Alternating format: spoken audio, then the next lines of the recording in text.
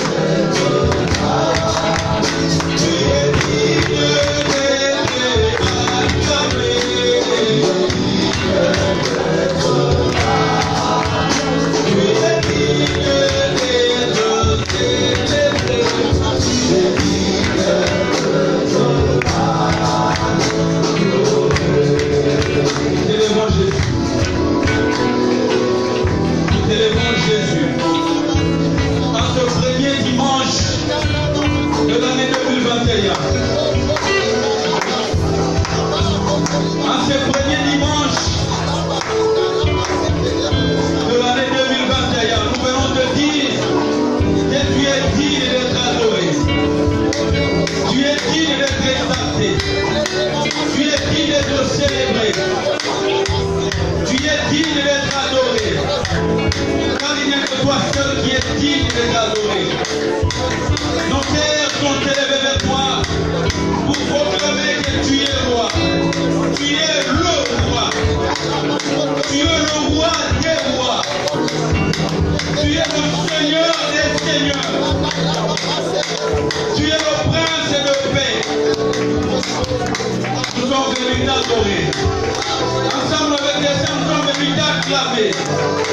Nous sommes venus pousser les cris de joie à l'honneur de ton nom. En ce début d'année, c'est toute une consécration. C'est toute une allégeance. C'est toute une déclaration de loyauté. C'est toute une déclaration de fidélité. Quelle grâce de démarre le début de l'année. En ce premier culte corporatif de l'année 2021, nous venons te célébrer, nous venons t'exalter, nous venons te louer, nous venons dire, il n'y a que toi qui es digne d'être adoré, il n'y a que toi qui es digne d'être célébré. Tu es digne d'être adoré. Il candé cabouche, recoboche, akarababoche, il qui carababoche, rocode cacharababajike, rico chakarababoche, gorokondabashi, il est cababoche carabachine, et la caboche, kerebebechia, ricobocha, dele cababoche, rocobochica, ricobochata, rocobochique. Nous sommes venus témoigner, nous sommes venus proclamer, nous sommes venus t'élever, nous sommes venus t'adorer, nous sommes venus témoigner. Et les candélés machis, Ireko, Chandaraka, et les kabashi de l'Ebo, Rokoboshi Yakaba. Tu es digne d'être adoré, tu es digne d'être proclamé, tu es digne d'être exalté. Du soleil devant son couchant, il n'y a que ton nom que nous célébrons. Dans les bonheurs, tout comme dans les malheurs, il n'y a que ton nom que nous célébrons. Alors que Jésus s'appuie sur le char, d'autres s'appuient sur les chevaux. Il prie et il tombe, mais nous nous appuyons sur le nom de l'Éternel. Car le nom de l'Éternel est une tour forte. Les justes s'y réfugient et il est en sécurité. Qui d'autre semblable à toi, ô Éternel? Toi, les dieux d'Israël, les dieux d'Abraham, les dieux d'Isaac, les dieux de Jacob. C'est toi que nous élevons en ces lieux. En ce début d'année 2021, prends la place du roi. Prends la place du roi. Prends la place du roi. Ce culte est à toi. Nous voulons que nous disparaissions. Nous voulons que nous disparaissions. Mais que toi tu apparais dans ta splendeur. Dans ta splendeur. Dans ta splendeur. Tu es digne. Ni l'autre n'est comparable à toi. Ni l'autre n'est comparable à toi. Personne ne t'arrive même à la cheville. Voilà pourquoi nous te dédions ce culte. Voilà pourquoi nous voulons que tu règnes. Voilà pourquoi nous voulons que tu règnes. Règne en ces lieux, Seigneur. Règne en ces lieux, Seigneur. Règne en ces lieux. En ce début de cette année, nous voulons, Seigneur, que tu remplisses nos vies, que tu combles nos vies, que tu inondes nos vies. Nous voulons la différence, Seigneur. Nous voulons vivre une année jamais vécue, une année jamais expérimentée. Nous ne voulons pas l'onction d'hier, nous ne voulons pas l'onction de ce matin, mais nous voulons l'onction de maintenant. L'onction de maintenant. C'est l'onction qui fait la différence. Et les candélés va chiquer, et les commachanda, il est cachak et les bouches.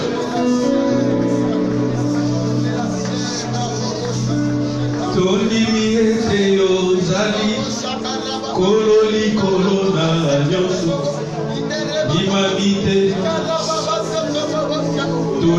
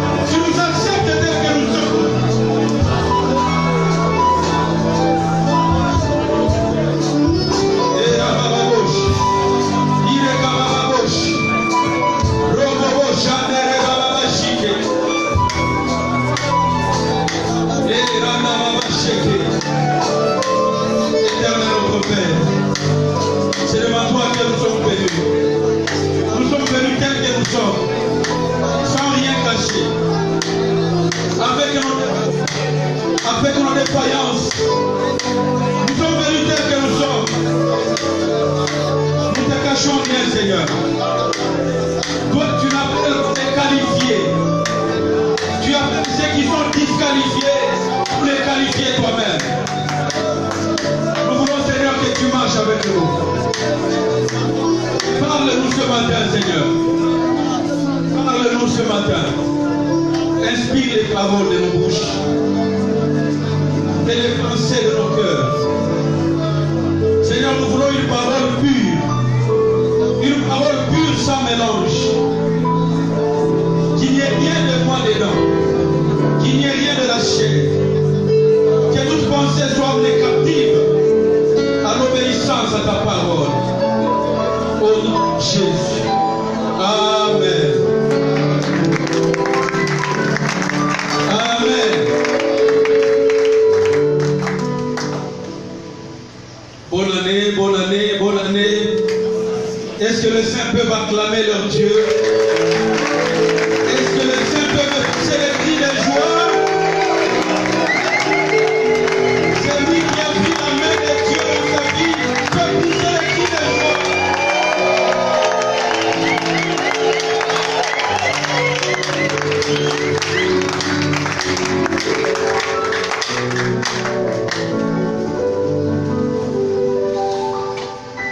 Vraiment, une fois de plus, je vous souhaite bonne année 2021. 2020 n'a pas été facile. 2020 a été une année où beaucoup de pronostics ont été déjoués. Mais Dieu nous donne l'année 2021. Une année qui se termine avec un. En réalité, le 1 est au début. Pour dire c'est une nouvelle année. C'est une année avec un de plus. Voilà pourquoi la pensée de cette année est que 2021 c'est une année de restauration. Amen. 2020 a été une année de conquête. La conquête, on avait dit, c'est une année de guerre. Voilà pourquoi l'année 2020 n'a pas été facile. Parce que la guerre n'a jamais été facile. Mais l'année 2021, c'est une année de restauration. Est-ce que quelqu'un peut acclamer Dieu?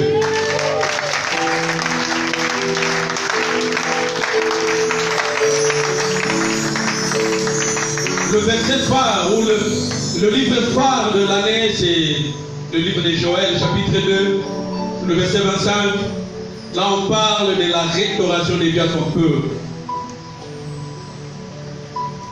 Mais sans plus tarder, je vous invite à prendre nos Bibles dans le livre de Josué. Nous allons lire le livre de Josué, chapitre 7. Nous allons lire tout le chapitre. Josué, chapitre 7.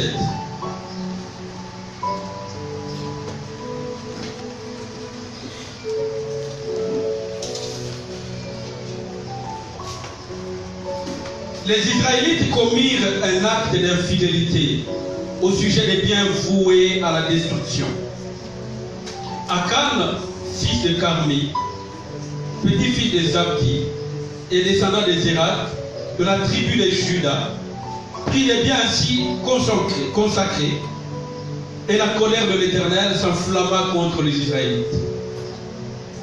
De Jéricho, Josué envoya des hommes vers Haï, qui est situé près de Beth-Aven et à l'est de Bethel. Il leur dit, montez, explorez le pays. Ces hommes montèrent, explorer Haï. De retour vers Josué, lui dit, il est inutile de faire monter tout le peuple à l'attaque. 2000 ou 3000 hommes suffiront pour battre Haï. Ne donne pas cette fatigue à tout le peuple, car ce sont un petit nombre. Car eux sont un petit nombre. Ainsi, 3000 hommes environ se mirent en marche. Mais ils prirent la fuite devant les habitants de Haï.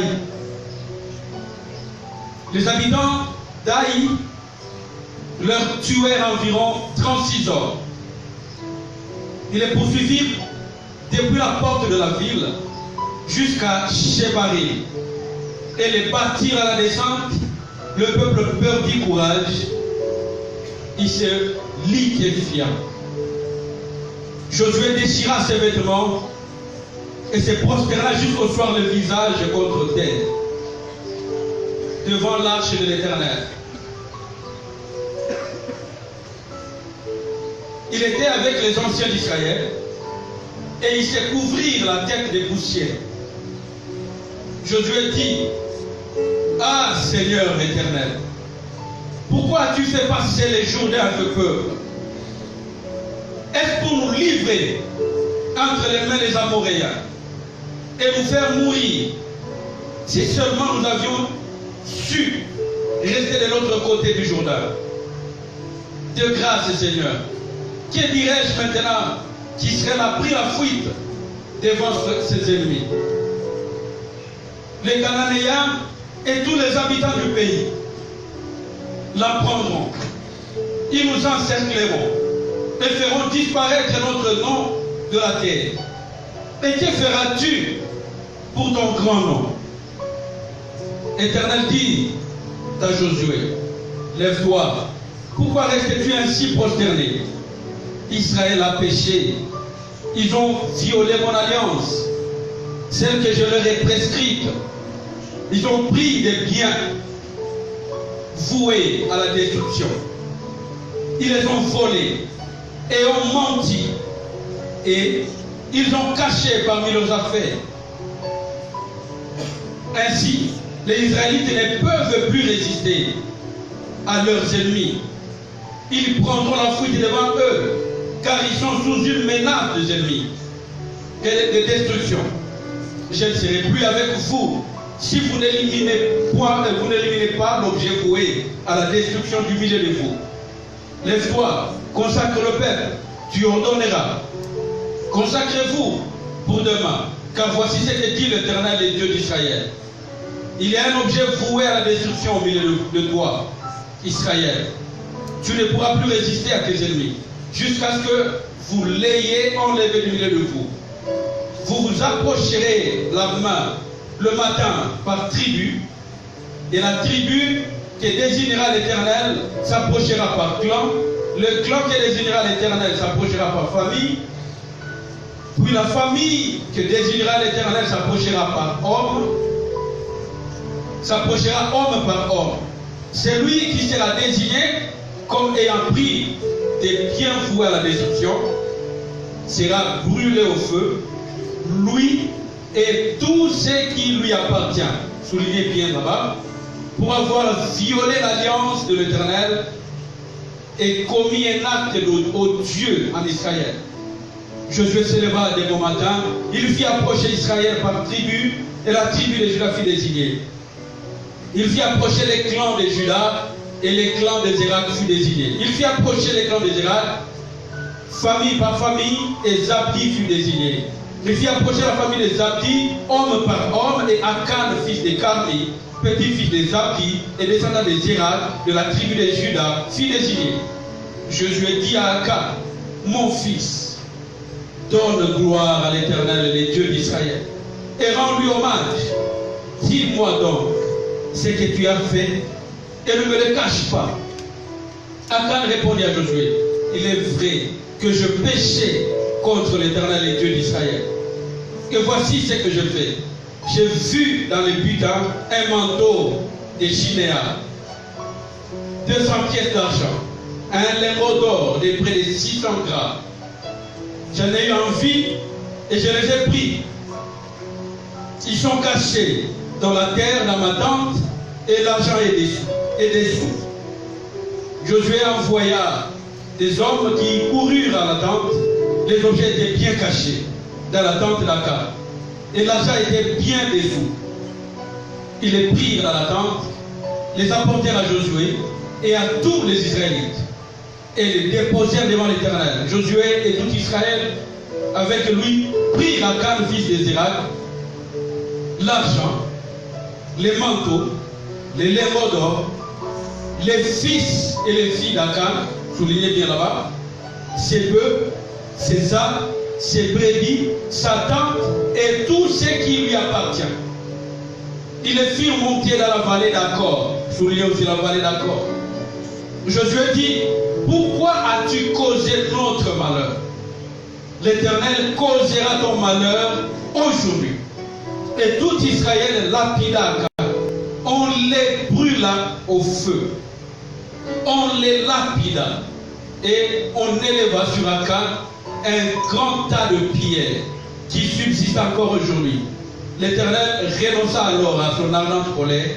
C'est à cause de cet événement qu'on a appelé jusqu'à aujourd'hui cet endroit vallée d'Accord. Amen. Amen. Sûrement il y a des gens qui ont déjà entendu parler de cette histoire que nous venons de lire. J'ai voulu que nous puissions lire le chapitre entier pour cerner les contours de toute l'histoire.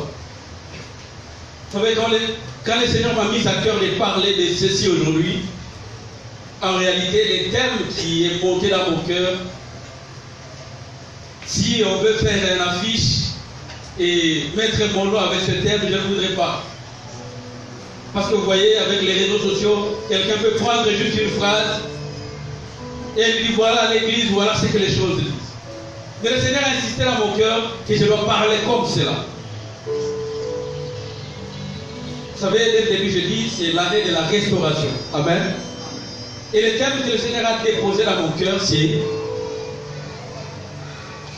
comment tuer sa famille.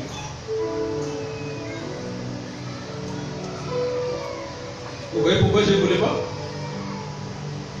Comment tuer sa famille. L'histoire que nous venons de lire, vous avez bien compris, c'est une période. Les enfants d'Israël venaient d'une victoire. Ils ont conquis Jéricho. C'était une grande victoire, une grande réussite. Jéricho était entouré d'un grand mur. Et chez eux, les murs étaient considérés comme des divinités. Et c'était une bataille de Dieu à Dieu. Et notre Dieu, le Dieu de la Bible, a vaincu les dieux de Jéricho. C'était la joie dans les camps des enfants d'Israël.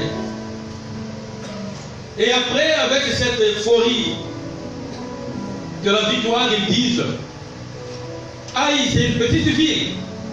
Et là, on peut aller en sous-nombre. Et comme on a déjà battu Jéricho, c'est notre saison de victoire.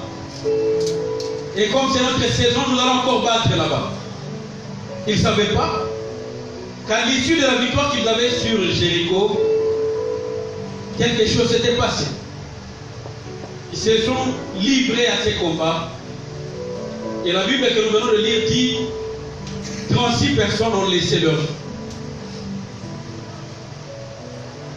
Alors qu'ils disaient, mais c'est une petite chose, comment on a perdu. Et Josué, cet homme que j'aime beaucoup,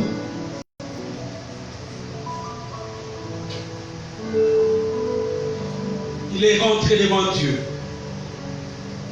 Il n'a pas commencé à se lamenter sur lui-même. Il est rentré devant Dieu et il dit, Seigneur, mais qu'est-ce qui vient de se passer? Toi qui viens de donner une grande victoire comme ça, mais comment tu veux faire humilier ton nom? On était de l'autre côté du Jourdain, tu nous as fait passer. Mais qu'est-ce qui se passe? Et là, dans le secret, les dieux de secret lui révèlent le secret.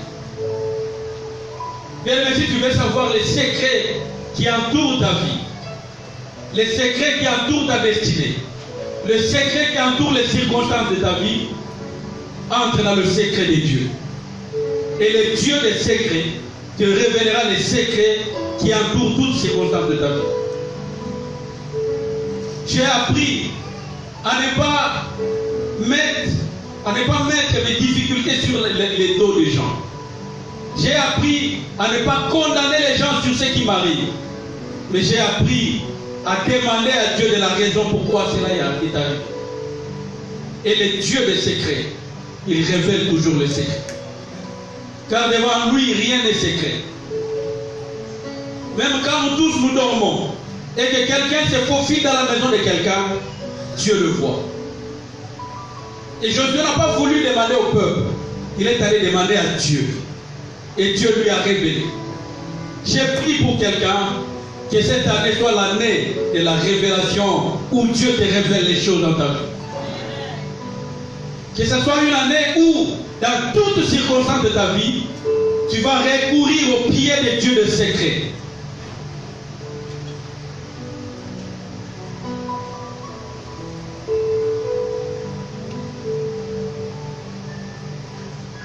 Cette histoire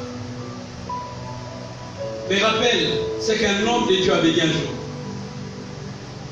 Un homme de Dieu avait dit, après les grandes réussites, après les grands exploits, c'est le moment de vulnérabilité. Quand tu viens d'avoir une victoire, tu viens de faire un exploit, le moment qui suit, c'est un moment très fragile. Pourquoi? Parce que c'est le moment où les gens sont dans la distraction. C'est le moment où les gens disent, j'ai vaincu, je dois me reposer. Et pendant le repos, l'ennemi ne se repose pas. Bien aimé, beaucoup de nous, quand on était dans le marathon, dans la retraite qu'on a passé ici, beaucoup ont prié, Seigneur, donne-nous la vie pour qu'on puisse traverser 2020. Et Dieu nous avait dit, pendant que l'on priait, que la pierre de l'angle ne perdra qu'aucune personne jusqu'à la fin de l'année. Et Dieu a tenu la parole, n'est-ce pas? Et les moments qui viennent de passer depuis la fin de l'année 2021, combien sont debout? Combien sont debout?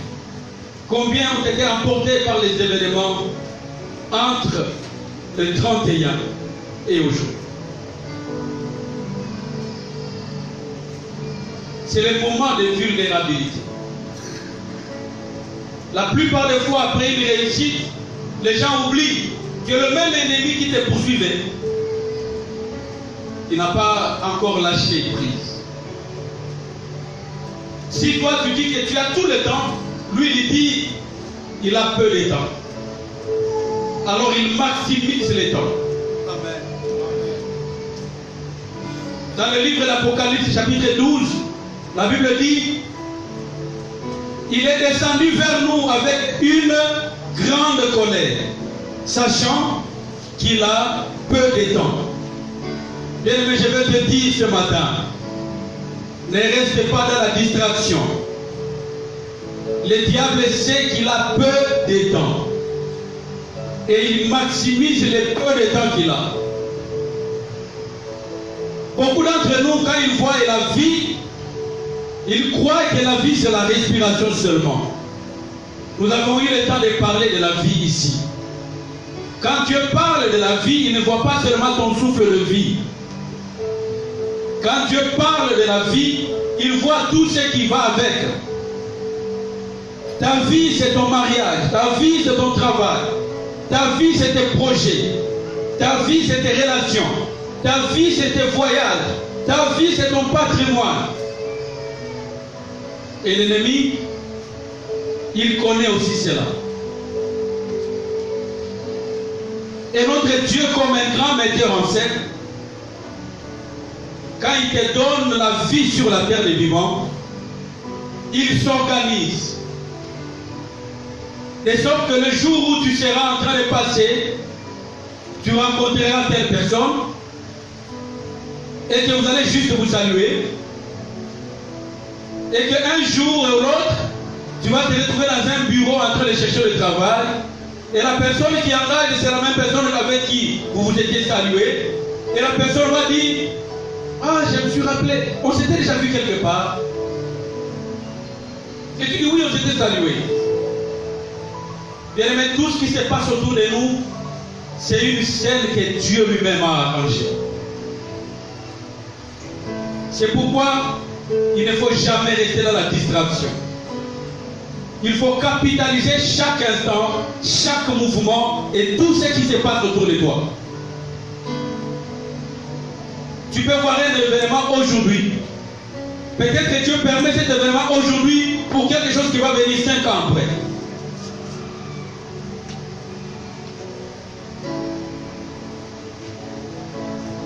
Dieu a parlé à Joseph que tu seras grand, n'est-ce pas? Mais Dieu a organisé que Joseph soit vendu. Mais aux yeux de Joseph ne savait pas que la vente qu'il venait d'être victime serait le canal par lequel il deviendrait Premier ministre. N'est-ce pas? Dieu est un metteur en scène. Les dieux de la Bible, c'est un metteur en scène. Pourquoi je parle de toutes ces choses? Parce que je vais nous dire, Dieu m'a demandé de nous dire qu'il y a des choses, il y a des actes et des paroles que nous pouvons parler ou faire qui peuvent tuer nos familles. Je prie ce matin que tu ne sois pas de ceux qui tuent leur famille.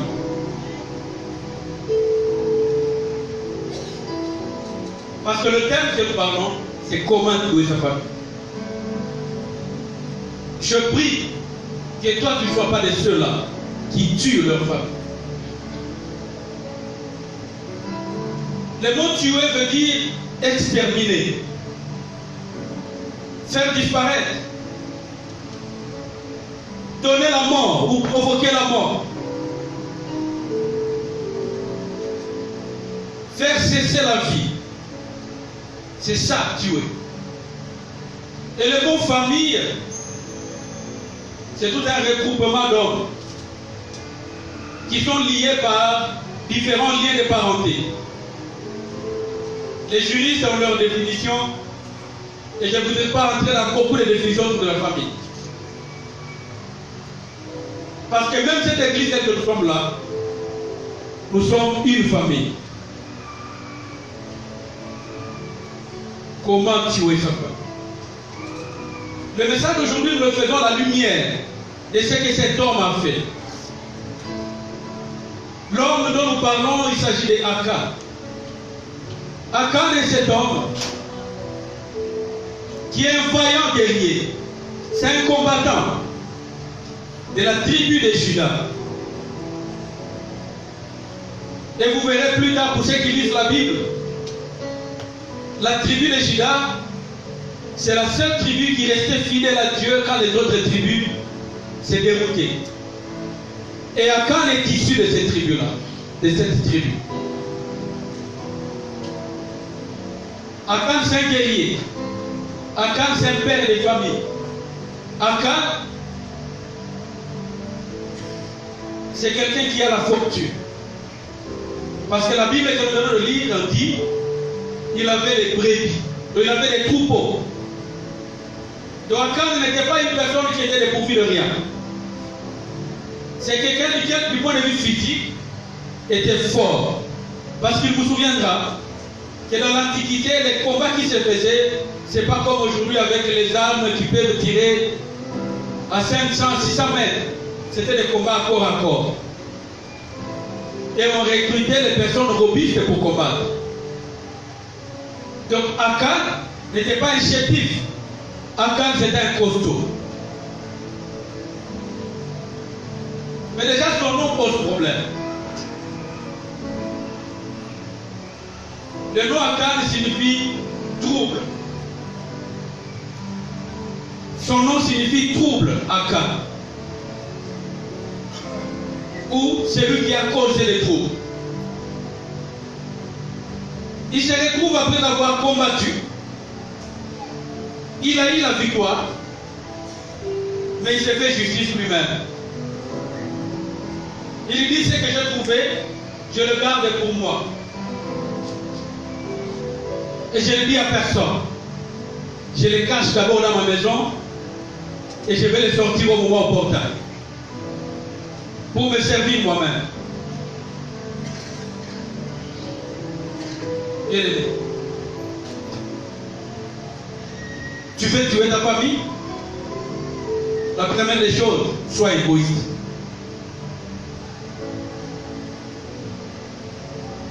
Ne pensez que sur toi. Voyez que le monde tourne autour de toi. Le mot égoïsme vient du grec ego, qui veut dire soi-même. Un égoïste, c'est quelqu'un qui pense d'abord à lui. Akan, pendant que tu prends ça, tu ne vois pas que tu as une femme, tu ne vois pas que tu as des enfants, tu ne vois pas le peuple de Dieu tout autour. Non, il voit d'abord sa propre vie. Il voit d'abord son propre intérêt. Je parle aux jeunes. Tu aspires au mariage, tu aspires au travail, tu aspires à l'élévation. Évite l'égoïsme. Chers hommes de Dieu, vous êtes là ce matin. Chers enfants de Dieu, nous sommes là. Si nous voulons tuer nos familles, devenons égoïstes. La vie de Dieu, ce n'est pas une vie d'individualité, c'est une vie de collectivité.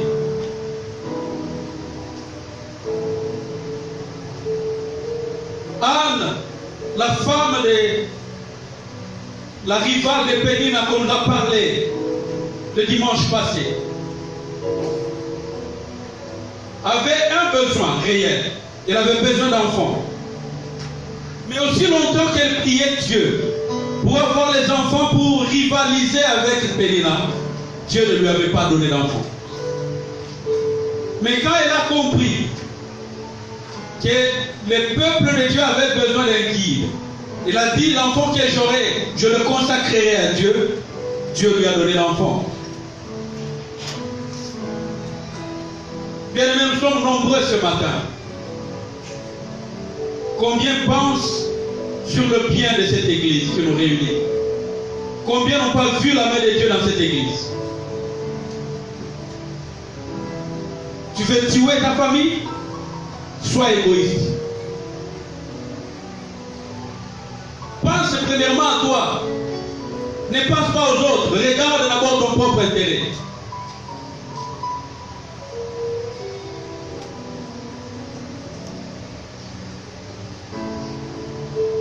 Akan ne s'est pas limité là.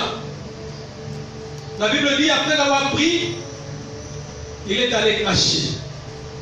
Il arrive dans sa maison, il prend sa machette, sa housse, c'est quoi, je ne sais pas, il creuse. Il met en dessous. Deuxième chose, tu veux tuer ta famille?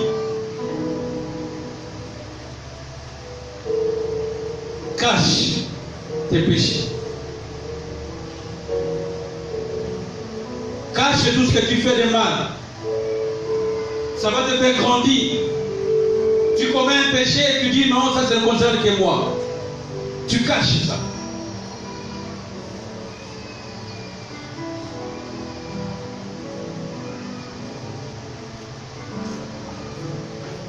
Bien aimé, combien d'entre nous font des choses en cachette? Si on le fait sortir ici, tout le monde va fouiller. Combien dans les chorales, les jeunes filles et les jeunes garçons font les amoureuses? Ils chantent ici avec de très belles voix, mais ils sont en copinage. Que dire des intercesseurs, des protocoles, des serviteurs de Dieu qui couchent avec les fidèles?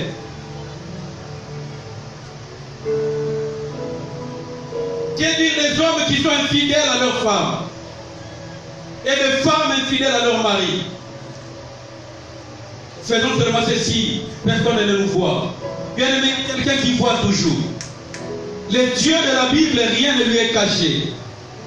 La Bible dit, il amènera toute œuvre en jugement. Concernant les œuvres cachées et révélées. Tu veux tuer ta famille, cache tes péchés. La Bible dit, celui qui cache ses transgressions, il va aller de l'avant. N'est-ce pas? Tu veux tuer ta famille, cache tes péchés. Pourquoi la Bible dit les mots repentance? Pourquoi la Bible parle de la confession? Pourquoi le pasteur est toujours là pour recevoir? Il y a des choses que seul tu ne pourras pas faire. Il y a des choses que tu dois venir et les confesser devant les hommes de Dieu. Aussi longtemps que tu vas cacher, ça va te brûler. David, après avoir fait tuer Uri, il écrit quelque part dans les psaumes, aussi longtemps qu'il est caché, ça brûlait au-dedans de lui.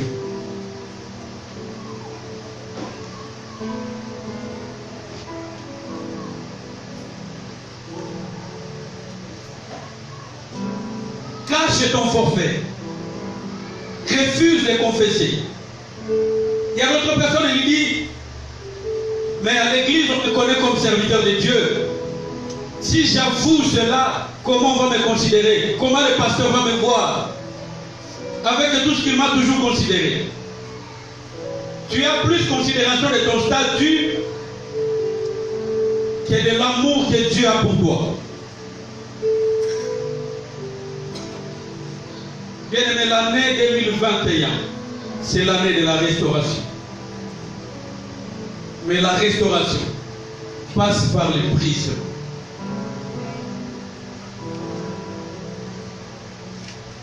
Pour les étudiants de la Bible qui connaissent bien l'histoire du livre de Joël, vous comprendrez dans quel contexte ce livre a été écrit. Avant que Dieu amène la restauration, au chapitre 2, à partir du verset 23, vous verrez déjà au verset 13, il y a eu une repentance.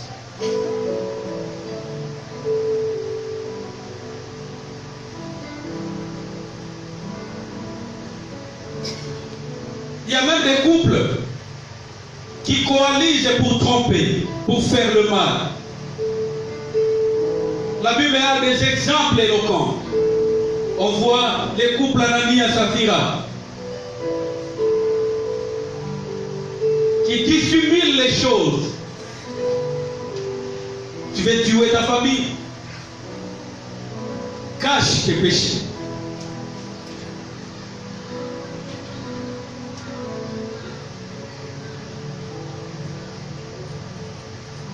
La troisième chose, tu veux tuer ta famille,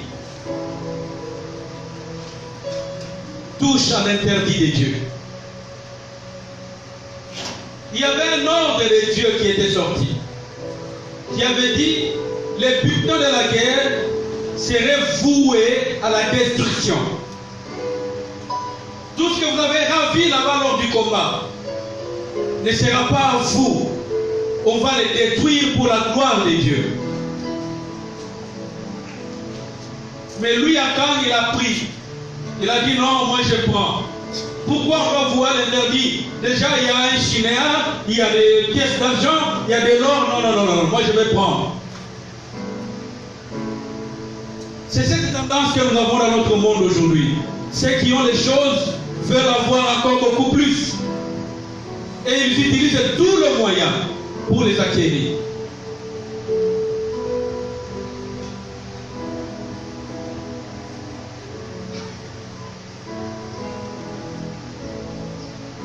L'interdit de Dieu. Il y en a combien d'entre nous? Nous devenons nous-mêmes nos dieux. Quand la dîme est là, vous consommez vous-même votre propre dîme. Si on demande ici au pasteur, pasteur, combien de fidèles ici de l'église viennent payer la dîme? Vous êtes là, votre conscience part. Combien paye la dîme ici? Est-ce que vous savez,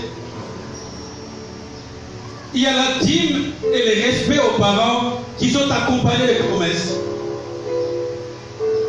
Est-ce que vous savez cela? La Bible dit, honore ton père et ta mère et tu vivras longtemps et tu jouiras du bonheur sur la terre. Et la Bible dit en ce qui concerne la dîme, mets-moi ainsi à l'épreuve si pour vous, 1, je menacerai les dévoreurs. 2, j'ouvrirai les écluses des cieux. 3, vous voyez. Maintenant, quand tu consommes toi-même les promesses qui sont rattachées à la dîme, ne te suivent pas. C'est-à-dire les écluses des cieux seront fermées, les dévoreurs seront relâchés Et ainsi de suite. Touché à l'intérieur.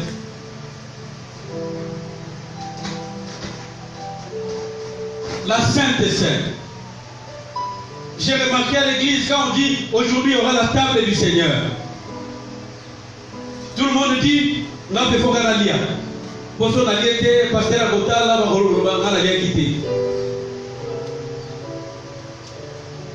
la Bible dit c'est pourquoi beaucoup d'entre vous sont malades et infirmes, et nombreux sont morts. Si la Sainte Seine a un côté bénédiction, il y a l'autre côté malédiction. Tu veux tuer ta famille, touche à l'interdit. J'ai béni le pasteur pour la grâce qu'il me fait de parler en ces premiers dimanches de l'année. Et je comprends que le Seigneur nous donne les balises pour l'année qui va suivre, pour cette année. Bien aimé, l'année 2021 ouvre un cycle de 10 ans. Ça part d'aujourd'hui jusqu'à 2030. Beaucoup de choses qui se feront jusqu'à cette période-là dépendront de ce que nous faisons aujourd'hui. Alors j'ai prié pour quelqu'un. Ne regarde pas seulement pour l'instant. Regarde les 5, les 10 ans qui viennent. Et que tous les actes que tu vas poser soient par rapport à ça. Parce que dans 5 ans, nombreux d'entre nous qui sont célibataires deviendront mariés. Nombreux d'entre nous deviendront papas. Nombreux d'entre nous qui sont ici ne seront plus ici. D'autres, le Seigneur va les rappeler dans la gloire. Alors je le parle comme un plan quinquennal. Je le parle comme un plan décennal. Bien-aimé, ne touche pas à l'interdit de Dieu. Ne touche pas à l'interdit de Dieu.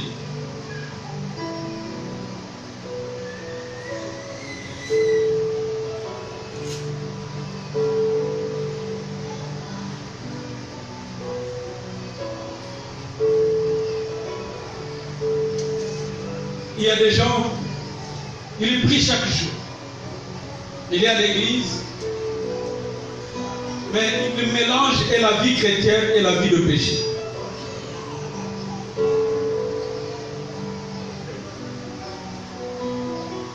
Le péché, c'est un affront contre Dieu. Je l'avais partagé il y a une période avec les amis. Quand tu insultes, quand tu voles, quand tu fais l'impudicité, tu utilises ton corps, n'est-ce pas? Amen. Et le corps est le temple de Dieu. C'est-à-dire tout ton corps appartient à Dieu. Quand tu fais le péché avec le même corps, c'est-à-dire tu utilises les moyens de Dieu contre Dieu lui-même. Est-ce que tu vas réussir? Personne n'a affronté Dieu à gagner. Personne. N'utilise pas la bouche que Dieu t'a donnée pour affronter Dieu. N'utilise pas la beauté que Dieu t'a donnée pour affronter Dieu. N'utilise pas les corps que Dieu t'a donnés pour l'affronter. Parce que le péché, c'est un affront contre Dieu.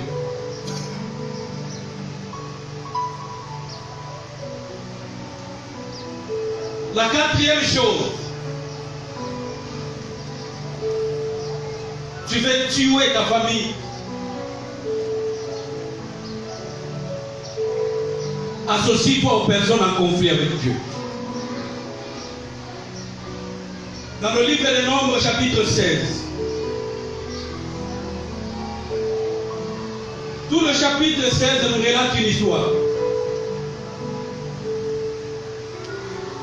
Il y a des hommes qui se sont ligués pour s'opposer à quelqu'un que Dieu a établi.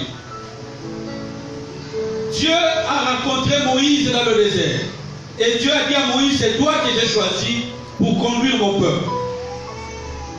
Et là, il s'élève un homme Corée, avec ses amis Dathan et Abiram. Il se dresse contre Moïse. En réalité, il ne se dresse pas contre Moïse, pasteur. Il se dresse contre Dieu. Ils disent, Dieu, tu t'es trompé, tu ne devais pas choisir Moïse. Tu devrais nous choisir nous. Et ils ont commencé à faire toutes sortes de choses. La Bible dit, Dieu a demandé au peuple de s'éloigner de ces gens. Et Dieu a détruit et ces gens et leurs familles. De la même façon que Dieu a détruit Akan avec toute sa famille, de la même façon il a détruit Corée, Dathan et Abiram. Tu veux détruire ta famille, tu veux tuer ta famille, associe-toi aux personnes en conflit avec Dieu. Il y a une bonne chose que j'aime dans l'histoire de Corée, Dathan et Abiram. Quand vous lisez le psaume 50, quand vous lisez certains psaumes, vous verrez l'intitulé de ce psaume, on dit psaume des fils de Corée. Vous avez déjà entendu? Ce sont les enfants de cette même personne. Mais pourquoi les enfants sont restés en vie? Parce que quand Moïse a dit séparez-vous de ces gens, les enfants ne s'étaient pas associés à leurs parents. C'est pourquoi les enfants ont eu la vie des sauves.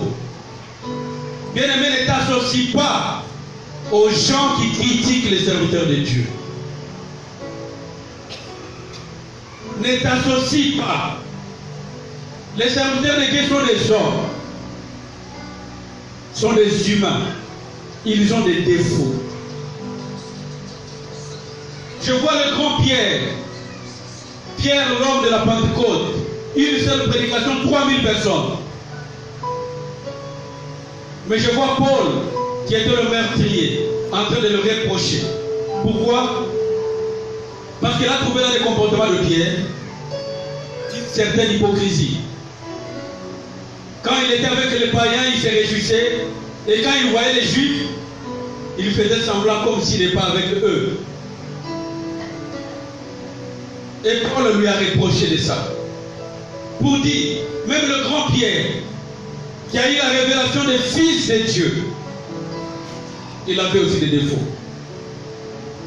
Mais vous, ne vous associez pas à ces personnes. Si vous constatez quelque chose, c'est mieux d'approcher la personne et de lui dire, voilà ce que je te reproche. Voilà ce que je vois. Et c'est d'ailleurs ce que la Bible dit. Tu as quelque chose contre ton frère, va voir. Amen. Mais si tu veux tuer ta famille, associe-toi aux personnes qui sont en conflit avec Dieu. Ma prière est que 2021, quand nous serons ici, le 31 décembre 2021, que chacun de nous dise, j'ai commencé avec Dieu et Dieu m'a restauré.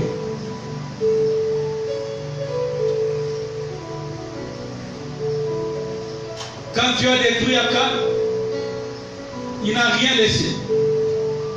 Ses enfants n'étaient pas là sur le champ de bataille. Sa femme n'était pas là, ses brebis non plus. Dieu a détruit et sa richesse, et sa progéniture, et lui-même.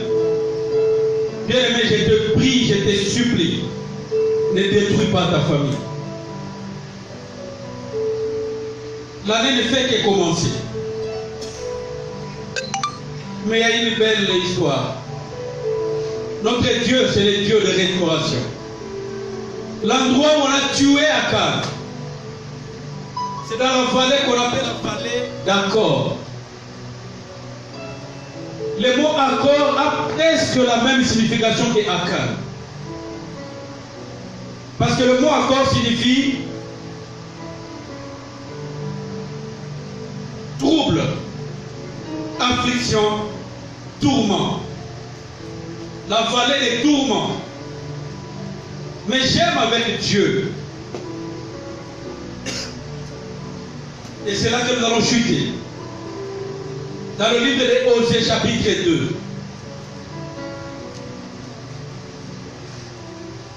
Osée chapitre 2, nous allons lire le verset 16 jusqu'au verset 20.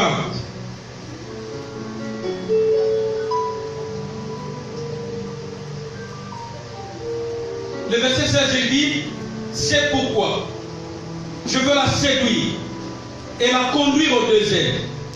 Et je parlerai à son cœur. Là, je lui donnerai ses vignes et je ferai de la vallée d'Accord, vous voyez, je ferai de la vallée d'Accord une porte d'espérance. Les lieux de tourment, les lieux d'affliction, quand Dieu t'appelle dans sa présence et il parle à ton cœur, il change les lieux de tourment en lieux d'espérance. Amen. J'ai prié pour quelqu'un, que tu écoutes la voix de Dieu dans ton cœur et que Dieu puisse y transformer les lieux de tourment de ta vie en porte d'espérance. Quand tu continues, il dit, voyez ce que Dieu va accomplir. Là, je lui donnerai ses vignes et je ferai de la vallée d'Accord une porte d'espérance. Là, elle chantera comme à l'époque de sa jeunesse, comme les jours où elle était sortie d'Égypte. Ces jours-là, déclare l'Éternel, tu m'appelleras mon mari et tu m'appelleras plus mon maître.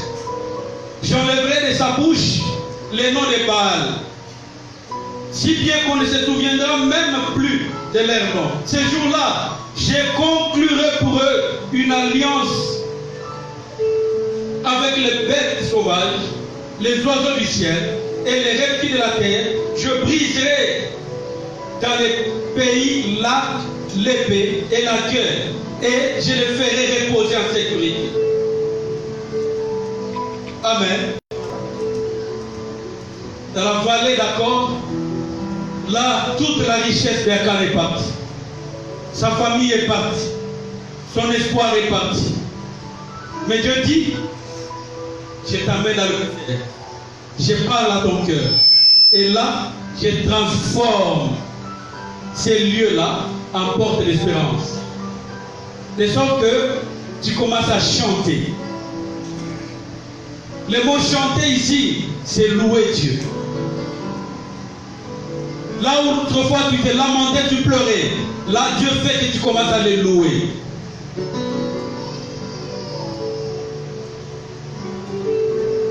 Il dit, au-delà de tout ça, je vais faire une alliance avec toi. De sorte que même les bêtes et les gens ne te feront plus mal. C'est la restauration que Dieu amène.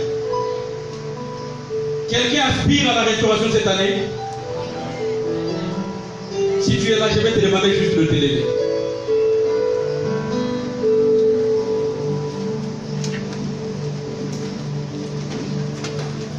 Bien aimé, je veux que nous puissions décoller bien cette année. Nous ne sommes qu'au début. Aujourd'hui, nous sommes le 3e jour de cette année. Jésus était ressuscité après 3 jours. Ce n'est pas un hasard que ça tombe aujourd'hui le 3e jour et que ce message vienne aujourd'hui. Le 3e jour, c'est la résurrection. La restauration, c'est aussi une résurrection. Parce que la Bible dit, je vous remplacerai les années qu'ont dévoré les autres rêves. Tu as écouté le message et dans ton cœur tu dis, il y a des choses que tu dois réparer avec Dieu. Bien, mais calmement, sans trop de bruit, commence à parler à Dieu. Tu lèves juste tes deux mains. Lève tes deux mains Lève tes deux mains, tu fermes les yeux. Parle à Dieu. N'oublie pas, bien-aimé, que tu le fais pour toute l'année. Tu le fais pour les 10 ans qui viennent. Tu le fais pour tes enfants. Tu le fais pour ton épouse. Tu le fais pour ta descendance qui vient après toi. Ne retiens pas les mots dans ta bouche. Parle à Dieu, parle à Dieu. Tu n'es pas esclave du péché. Tu n'es pas esclave de la compromission. Commence à parler à Dieu, bien-aimé. Parle à Dieu. Déchire ton cœur. Déchire ton cœur. Déchire ton cœur.